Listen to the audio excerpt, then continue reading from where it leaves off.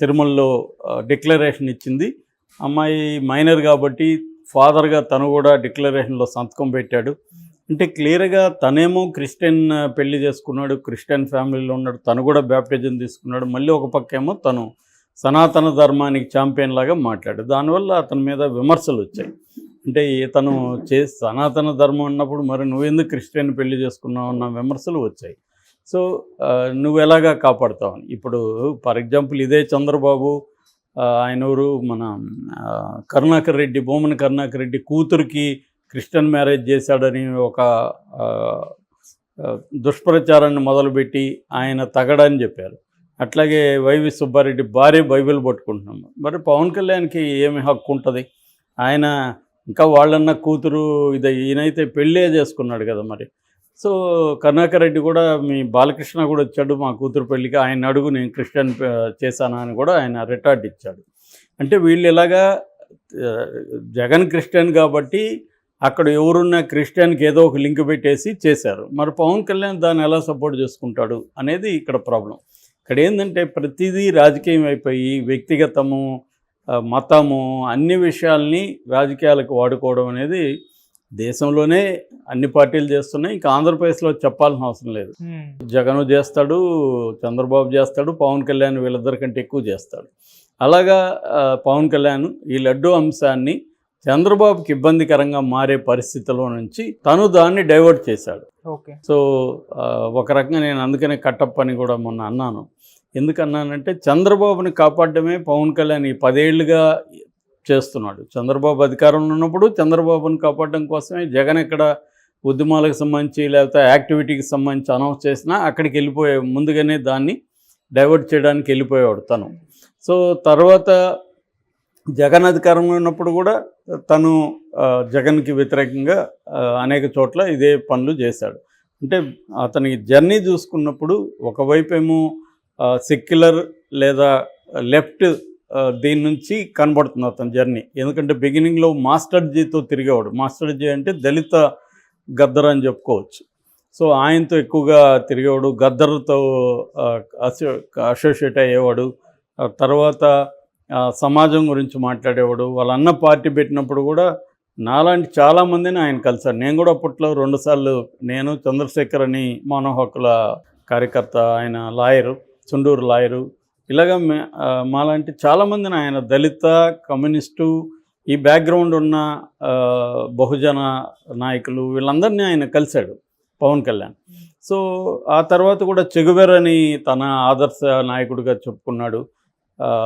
భగత్ సింగ్ గురించి చెప్పేవాడు. ఇలాగా ఒక లెఫ్ట్ దీని నుంచి తర్వాత కాన్సీరామ్ అండ్ మాయావతి వీళ్ళతో, ముఖ్యంగా మాయావతితో అసోసియేట్ అయ్యాడు, దళిత్ అన్నాడు. తర్వాత సిపిఎంని కలిశాడు. అక్కడి నుంచి జర్నీ అతనిది బీజేపీలోకి వచ్చేసింది. ఆర్ఎస్ఎస్ కార్యకర్తలాగా ఆయన మాట్లాడడం మొదలుపెట్టాడు.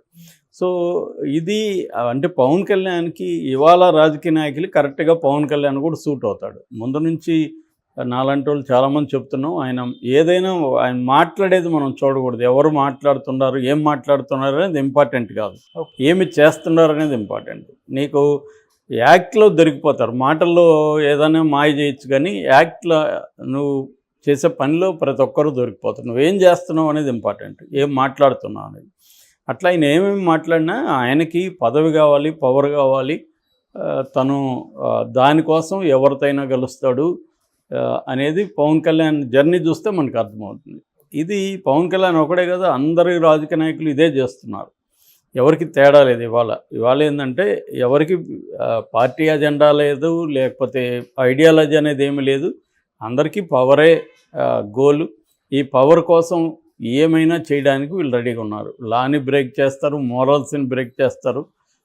వాళ్ళకి ఏదో ఒక కన్సిస్టెంట్ మెథడ్ కావచ్చు, ఐడియాలజీ కావచ్చు, సిద్ధాంతం కావచ్చు, ఏది ఎవరికి ఉండదు. పవన్ కళ్యాణ్ కూడా అంతే. అతను is no different from other politicians. So అందుకని దీన్ని తను దీక్షగా ఉపయోగించుకోదలుచుకున్నాడు, తన ఇది పెంచుకోదలుచుకున్నాడు. ముందు నుంచి కూడా పవన్ కళ్యాణ్ గమనిస్తే మనకు కొంత ఎన్టీ రామారావు, కొంత గాంధీ వీళ్ళ మెథడ్స్ని ఫాలో అవుతాడు. ఏది ప్రత్యేక వేషాలు వేయడం, గెటప్లు వేయడం, ఆ గెటప్ల్ని ప్రచారం చేసుకోవడం, ఇవన్నీ. ఇప్పుడు నిజంగా దీక్ష చేసేవాడు సైలెంట్గా చేయొచ్చు, కానీ ఈ డ్రామా అంటే ఒక ఈవెంట్ లాగా చేయడం ప్రతిదాన్ని. అది ఆల్రెడీ మనకి ఎన్టీ రామారావు కూడా ఇలాగే చేసేవాడు. గాంధీ కూడా ఆ గెటప్ మామూలుగా అయితే గాంధీ షూట్ బూట్ వేసుకొని బారిస్టర్ చదివిన వ్యక్తి. ఆయన కూడా ఏంటంటే ఆయన చేయడంలో ఒక ఇది ఉంది. ఎందుకంటే సామాన్య ప్రజలతో నేను ఉద్యమాలు చేస్తున్నాను కాబట్టి వాళ్ళలాగా ఉండాలి నేను అనేది గాంధీ అనేది. ఆయనేమేది ఇట్లా పవర్ కోసం ఇంకో దేశం డ్రామాలు ఆడిన వ్యక్తి కాదు గాంధీ. ఆయన్ని నేను ఓన్లీ వేషాలకు సంబంధించి మాత్రం పోలుస్తున్నాను తప్ప వేరే కాదు. కానీ ఇది ఎన్టీ రామారావు మళ్ళీ ఆయనకి డ్రామాల లక్షణం ఉంది. ఆయన రకరకాల కార్మికుల బట్టలు వేసుకుని కొద్ది రోజులు, వివేకానంద బట్టలు వేసుకుని కొద్ది రోజులు, కాషాయం రకరకాలుగా ఆయన ప్రయోగాలు చేసేవాడు. అలాగే పవన్ కళ్యాణ్ కూడా అదే పద్ధతిలో ఉన్నాడు. సో ఈ కాంటెక్స్ట్లో సుప్రీంకోర్టు తీవ్రంగా తప్పుపట్టింది. అది మనం ఆల్రెడీ వీడియోలు చేసాము. పవన్ కళ్యాణ్ని చంద్రబాబుని ఇద్దరిని తప్పు. చంద్రబాబు పేరు సుప్రీంకోర్టు ఓపెన్గానే మాట్లాడింది. కాకపోతే పవన్ కళ్యాణ్ కూడా వస్తుంది. ఎందుకంటే ఈయన కూడా చంద్రబాబు కంటే ఎక్కువ సపోర్ట్ చేశాడు. ఈయన కల్తీ జరిగిందని ఈయన దీక్ష చేశాడు. కల్తీ జరగలేదని సుప్రీంకోర్టు చెప్తుంది. అంటే కల్తీ జరిగిన నెయ్యిని వాడలేదని సుప్రీంకోర్టు చెప్పింది. కల్తీ జరిగిందా లేదా అనేది నిర్ధారణ కాలేదు. ఎట్లా నిర్ధారణ కాలేదు? ఇచ్చిన సంస్థ కాఫ్ అనే సంస్థ ఎన్డీడీబీ వాళ్ళది ఫాల్స్ పాజిటివ్ కూడా ఉండొచ్చు అని చెప్పింది. అంటే మీకు గ్యారంటీగా ఇది పాజిటివ్ అని చెప్పలేదు వాళ్ళు. ఫాల్స్ పాజిటివ్ కూడా ఉండొచ్చు అన్నప్పుడు నువ్వు ఇంకొక 1-2 టెస్టులు చేయించాలి. అప్పుడు అది కూడా నిర్ధారణ వస్తే దాని మీద ఎంక్వైరీ చేసి అప్పుడు మాట్లాడాలి. ఇవేవి జరగకుండానే, ఎందుకంటే ఫాల్స్ పాజిటివ్ కాకుండా అది యానిమల్లో నుంచి వస్తుంది కాబట్టి యానిమల్ ఫీడ్ వల్ల కావచ్చు, ఆ యానిమల్ సంబంధించిన లో ఎనర్జీస్ ఉన్న యానిమల్ నుంచి కావచ్చు, టెక్నికల్ ప్రాసెస్లో ఇబ్బందులు కావచ్చు, వీటి వల్ల కూడా ఈ యానిమల్ ఫ్యాట్ కానీ ఇంకోటి కలవచ్చు. ఎందుకంటే యానిమల్లో నుంచి వచ్చే మిల్క్ యానిమల్లో వచ్చే ఫ్యాట్ కలవడం అనేది కామన్ అనేది అందరూ చెప్తున్నారు. అది ఏదో మైనర్ వ్యవహారం తప్ప అది మేజర్గా కలిపితే లడ్డూలో కంప్లీట్గా అసలు ఎవరు తినలేరు.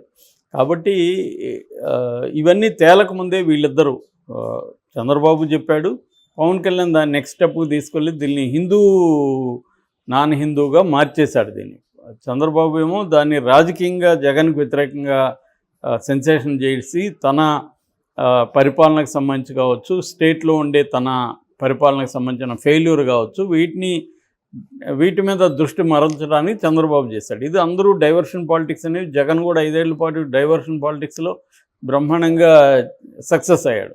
అదే పని చంద్రబాబు కూడా చేస్తున్నాడు. దీన్ని మళ్ళీ డైవర్షన్ పవన్ కళ్యాణ్ చేశాడు. అయితే సుప్రీంకోర్టు తప్పుపట్టేసరికి సుప్రీంకోర్టు నిజానికి పవన్ కళ్యాణ్ సారీ చెప్పాలి, సుప్రీంకోర్టుకి హిందువులకి సారీ చెప్పాలని, చంద్రబాబు సారీ చెప్పాలా, పవన్ కళ్యాణ్ సారీ చెప్పాలని దేశవ్యాప్తంగా కూడా డిమాండ్ వస్తుంది.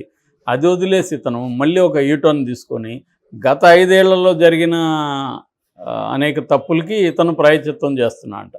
5 ఏళ్ళు జరిగితే మీద కదా గవర్నమెంట్. అందుకనే మన ప్రకాష్ రాజ్ అదే అడుగుతున్నాడు, గవర్నమెంట్లో నువ్వు డిప్యూటీ సీఎం, 5 ఏళ్లలో అవకతవకలు జరుగుంటే, అక్రమాలు జరుగుంటాయి, దాని మీద విచారణ జరిపించి చర్య తీసుకొని వాళ్ళని జగన్ను ఇంకొకరినో జైళ్ళల్లో పెట్టండి.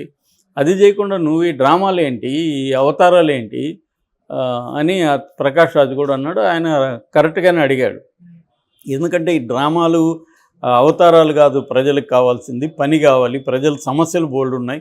ఆల్రెడీ నిన్న కూడా ఆటో వాళ్ళ ధర్నాలు చేస్తే మాకు అందలేదని వాళ్ళని పోలీసులు రానివ్వలేదు, సెక్షన్ 30 పెట్టి అక్కడ అరెస్టులు చేస్తున్నారు. సో విజయవాడ వరదల్లో దెబ్బతిన్న వాళ్ళకి సరైన సహాయం అందట్లేదు, అది చేయాలి. అట్లాగే విశాఖ ఉక్కు ఒకప్పుడు ఈయన సపోర్ట్ చేశాడు, 4200 మందిని తీసేశారు, వాళ్ళకి చేయాలి. వాలంటీర్లు ఈయన కూడా వాగ్దానం ఇచ్చాడు, 10,000 ఇస్తాం మేమని. వాలంటీర్లు 2,50,000 మంది వాలంటీర్లు ఉద్యోగాలు పోయినాయి. సో దీన్నంతా కూడా పవన్ కళ్యాణ్ అడ్రస్ చేయాలి. బోలెడు సమస్యలు ఉన్నాయి. లా అండ్ ఆర్డర్ ప్రాబ్లం చాలా పెద్ద ఎత్తున ఉంది. దీన్ని ఈయన ఈ 100 రోజుల్లో ఏ సమస్యని తను పట్టించుకోవాలి. అప్పుడప్పుడు అదేదో కార్యక్రమం పెట్టి వాళ్ళ దగ్గర తీసుకోవడం అది మంచిదే, అదేం చెడ్డదేం కాదు. పవన్ కళ్యాణ్ అది చేయడాన్ని ఖచ్చితంగా అప్రిషియేట్ చేయాలి. కానీ మేజర్ ప్రాబ్లమ్స్, సూపర్ 6 అమలు చేయలేకపోవడం, ఇవన్నీ బాధ్యత తీసుకొని ఆయన చేయాలి తప్ప, అంటే గవర్నెన్సు, డెవలప్మెంటు, వెల్ఫేర్, ఈ 3 ఆస్పెక్ట్లలో పవన్ కళ్యాణ్ ఏం చేశాడు ఈ 100 రోజులు? జీరో, ఏమీ చేయలేదు. చేయకుండా ఈ లడ్డుకు సంబంధించి ఈ డ్రామా చేస్తూ ఇప్పుడు యూటర్న్ తీసుకొని నేను చేసింది దీక్ష లడ్డుకు కాదు అని ఆయన ఏమన్నా చెప్పగలడు, ఎప్పుడు ఏదైనా మాట్లాడగలడు. ఆయన వీడియోలు అన్నీ కానీ ఒక దగ్గర పెడితే మనకు పిచ్చా ఇతనికి పిచ్చా అనే ఫీలింగ్ అయితే ఖచ్చితంగా వచ్చే విధంగా ఉంటుంది. ఎందుకంటే అన్నిసార్లు ఆయన మారుతూ ఉంటుంది, దీంట్లో కూడా అదే మారింది. సో అదే కొత్త కాదు. ఇప్పటికైనా పవన్ కళ్యాణ్ నేను చెప్పిన ఈ 3 అంశాలు